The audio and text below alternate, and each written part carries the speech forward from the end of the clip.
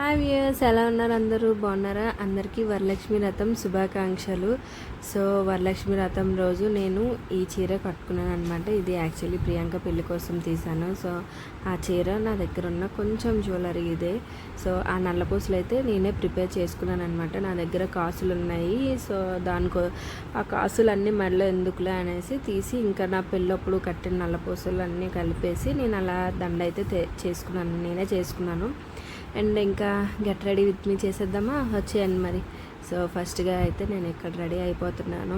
ఎందుకంటే మనం చీరలు కట్టుకొని వంటలు చేసే అంత ఇది అయితే నాకు ఇంకా రాలేదన్నమాట. సో అందుకే నేను ఫస్ట్ మన ఇంట్లో దేవుడికి అయితే దీపం పెట్టేసి ఇంకా నైట్ వేసుకొని వంటలన్నీ చేసేసాను.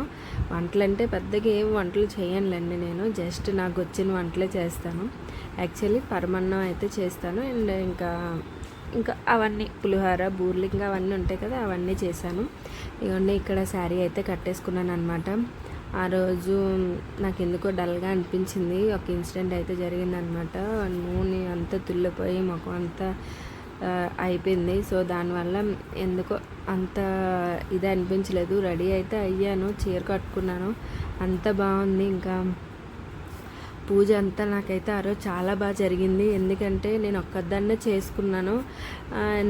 ఎప్పుడు పెళ్ళైన ప్రతి సంవత్సరం అత్తయ్య గారు నేను కలిపి అయితే చేసుకునే వాళ్ళమి. ఈ ఇంటికి వచ్చిన తర్వాత నేను శ్రీకాకుళం వెళ్ళడం అవ్వలేదు, అత్తయ్య గారు కూడా ఇక్కడ రావడం అయితే అవ్వట్లేదు. సో అందుకే అత్తయ్య గారు అక్కడ, నేను ఇక్కడ చేసుకోవాల్సి వస్తుంది. సో నేను ఒక్కదాన్నే ఇంకా చేసుకుంటున్నాను అనమాట.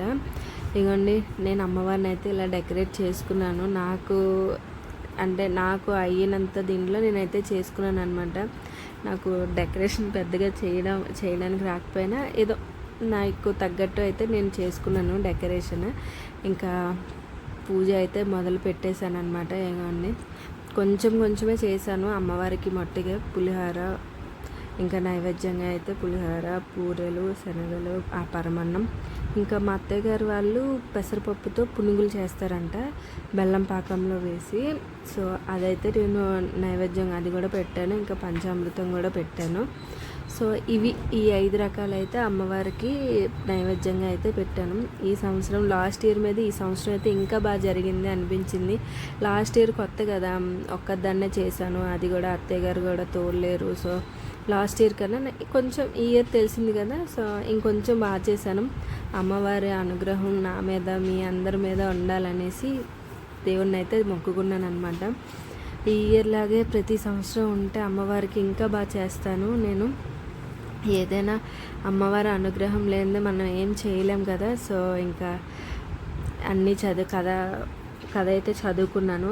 ఆ బుక్లో ఏ విధంగా అయితే ఉందో ఆ విధంగా కథ అంతా చదువుకొని దీపం అమ్మవారికి ధూపం అంటే చాలా ఇష్టం కదా.